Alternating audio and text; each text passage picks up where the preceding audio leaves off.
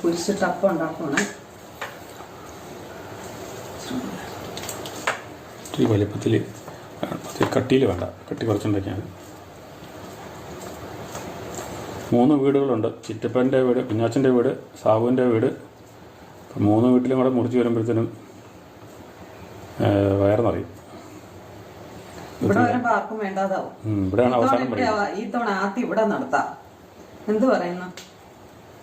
അല്ല, അത് അവിടെ നിന്ന് മുറിച്ച് വരാം. ലാസ്റ്റ് നടത്തി 3 വീട്ടിലും കൂടെ മുറിച്ച് വരുമ്പോഴത്തേനും വീട്ടിലെ കാരണവന്മാരാണ് മുറിക്കുന്നത്. അപ്പോൾ ഏറ്റവും മുതിർന്ന കാരണവരാരുണ്ടോ കുരിശ് വെക്കുവാണേ. ഇപ്പത്തിന് കുരിശാകൃതി ഒരു തോല വെച്ച് കൊടുക്കുന്നു. ഈ അപ്പം നമ്മൾ മുറിക്കുന്നത് വൈകിട്ട്